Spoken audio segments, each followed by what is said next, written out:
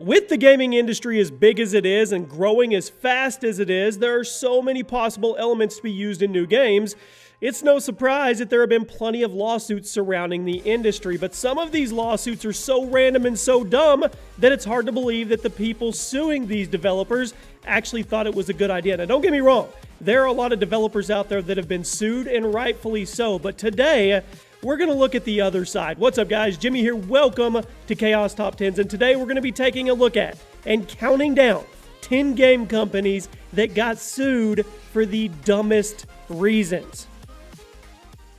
We are running a $200 Amazon gift card giveaway the entire month. All you have to do to enter is like this video, be subscribed, turn on your notifications, and leave a comment why you want to win it with your Twitter handle attached. I will announce the winner at the end of the month on Twitter.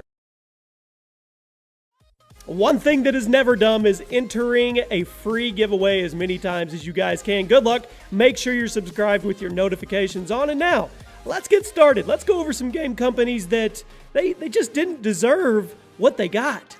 Kicking off our list today is the company known as THQ. And our first entry involves a game in the form of USC Unleashed 2010, which ended up getting publisher THQ sued due to how accurately one of the fighters was recreated. That's right, sued for being too accurate, okay? UFC fighter Carlos Condit has a large tattoo that was carefully recreated in the game, but it ended up angering Christopher Escobedo, the artist who actually put it on him in the first place. The tattoo artist sued THQ for using his art without permission, demanding, are you ready for this, $4.16 million. However, his case wasn't that great as he filed lawsuit over 2 years after the game came out. Plus, THQ went bankrupt, pretty much screwing him from getting any potential money anyway. But here's my thing. Is it the artist's property if he puts it on somebody else, or does it become their property? If it's their property, can the fighter not give permission to have it on himself in the game? All right, with a series as controversial as Grand Theft Auto, you probably expected to see Rockstar on this list, and here they are at number 9. They probably have like a piggy bank just for stuff like this set aside. This one may not be for the reason you're thinking. Michael Shag Washington, one of the backup singers for the music group Cypress Hill, sued Rockstar in 2010 for $250 million, claiming that the main character in GTA San Andreas was based on him and that his likeness was used without permission. What he means to say is he didn't get paid. The character in question was CJ, the main character in GTA San Andreas, and after 2 years, the court sided in favor of Rockstar, claiming that there was no definitive proof that CJ was based off of Washington, as there's no copy tattoos, no birthmarks, or personality traits. So he wasted 2 years of his life and probably some good money in there as well. Another huge development company that probably is no stranger to lawsuits at number 8, Activision. Back when Guitar Hero was first starting to take off, they released a game called Guitar Hero Encore Rock of the 80s, which featured all the 80s classic rock and pop tracks. One of the songs that was used in that was What I Like About You by the Romantics. Now, before Guitar Hero 3, all of the songs in Guitar Hero were covered and re-recorded by musicians at Activision to create the feeling that the player is contributing to the song as opposed to just playing along with the original track. The Romantics gave their permission to Activision for the song, but after the game came out, they sued the game publisher because, according to them, the covers sounded too good, and that the version of the song in the game sounded too much like the original. That's right, the Romantics actually sued Activision for their cover being too covery or too good. I don't even know what to say there. The case was thrown out due to being absurd, and also due to the fact that the Romantics didn't even own the publishing rights to the song anymore, making the entire case pointless. All of you are very familiar with the catchphrase, "Cash me outside, how about that," right? Well, at number 7, Anonymous Games Incorporated, they got in the mix. The catchphrase first stemmed from, everybody knows, 13-year-old girl named Danielle Bergoli, when she appeared on Dr. Phil with her mother, which changed her life. She's now rich and popular. After she dropped the phrase, it quickly became an internet sensation and ended up garnering her over 10 million Instagram followers. But apparently, that fame got to her head because in mid-2017 this year, Danielle filed suit against Anonymous Games Inc. for using her catchphrase, claiming that they owed her $1 million in all the gross revenue from the game. Now, the game in question was a simple mobile game called Cash Me Outside, where you played as a young girl running around grabbing wads of cash. After the threat and suit, Anonymous Games actually changed the name of the game to Get Cash Outside, rendering the lawsuit useless. However, that didn't stop Danielle from getting a legal trademark on the phrase Cash Me Outside. How about that? What she should have done in the very, very beginning. I mean, I would have. Once again, Rockstar is on the list at number 6 with Sony, and attorney Jack Thompson is known throughout the gaming history for being one of the biggest enemies of violent video games and has filed countless court cases in an attempt to get them banned, and even got his license revoked because of his behavior. One of his most famous failed cases against the gaming industry was back in 2005 when he filed suit against Sony and Rockstar, claiming that Grand Theft Auto Vice City was responsible for the deaths of Arnold Strickland and James Crump, 2 police officers, as well as Leslie Mueller, a dispatcher. All 3 of the victims were shot after a man named Devin Moore stole an officer's gun and shot all 3 of them after being detained due to auto theft. Jack Thompson sued Sony and Rockstar under the grounds that Moore was recreating scenes from GTA Vice City. And, well, as you can imagine, the case was thrown out as the video game was protected under the First Amendment.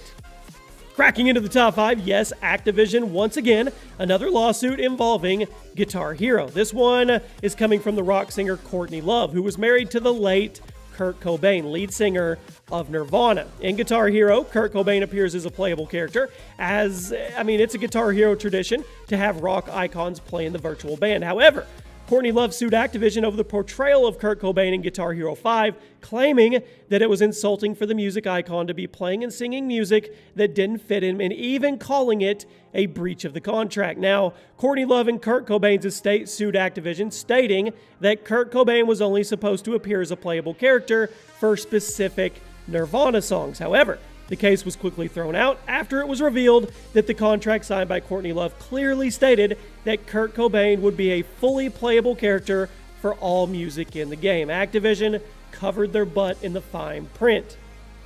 At number 4, we have a South Korean developing studio known best for its game Lineage 2. It's called NC Soft is the studio, and Lineage 2 is an MMO released in 2003, and apparently they did their job too well, because in 2010, a man named Craig Smallwood sued the developers for making their game too addictive. He claimed that he had spending approximately 11 hours a day playing the game, and that he had logged over 20,000 hours into it in a 5-year period. Sounds like Warcraft to me. He also quoted saying he was unable to function independently in usual daily activities due to his addiction to the MMO, and that the developers needed to be held responsible since they did not provide any warning stating how addictive the game was. Strangely enough, this case was not thrown out like you may expect, and it actually went on for quite a while.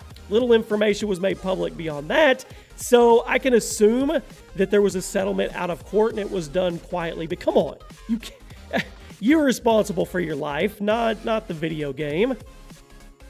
At number 3, Rockstar once again. And I'm sure you guys all know about the blonde bikini girl who was on a ton of GTA 5 posters. Have you ever wondered who this person was based off? Well, Lindsay Lohan thought it was her for sure, and she sued Rockstar for using her likeness. She also claimed that her likeness went on past the poster, as there's a character in GTA 5 named Lacey Jonas, who is a drug-addicted celebrity who tries to escape from the paparazzi. The lawsuit was thrown out for 2 reasons. First of all, the bikini girl was inspired by a model, Shelby Wheelander, and had nothing to do with Lohan. Secondly, the presence of the character Lacey Jonas in the likeness to Lindsay Lohan was completely legal under the First Amendment, as it clearly is a parody, and because no image of the real Lindsay Lohan is ever shown, nor is her name ever used in the game. Okay, one more time at number 2, Rockstar once again, and they definitely ruffled some feathers with celebrities when GTA 5 came out due to the amount of parodies and references hidden within the game.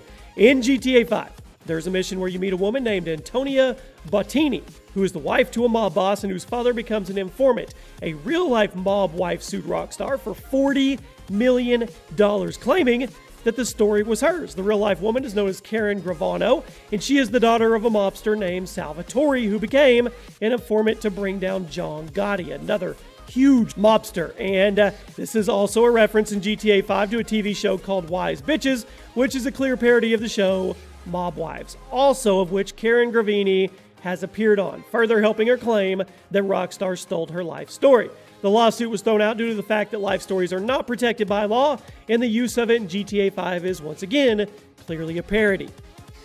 Okay, we've reached the number one spot today, and it is garnered by none other than Nintendo. Now, back in 82, that's right, back all the way in 82, when Donkey Kong was dominating the arcades, Universal Studios filed suit against Nintendo claiming that the game was a ripoff of the movie King Kong, a movie they claimed that they had legal rights to. Things got very strange when it was revealed during the lawsuit that Universal Studios didn't even own the rights to King Kong. In fact, no one owns the rights to the Big Ape because it's public domain. So not only was Donkey Kong not a ripoff, but Universal was suing with literally no grounds to stand on. Universal lost the lawsuit, obviously, and was forced to pay Nintendo $1.8 million. There you go, my friends. Those are 10 game companies that actually got sued for really, really dumb reasons. I hope you guys have a great day. Drop a like on your way out. There's a playlist below if you guys want to check out all the other gaming top 10s. And there is a link below if you want to suggest ideas for future top 10s. It could end up being a video on the channel. Hope you guys have a great night, and I'll see you tomorrow.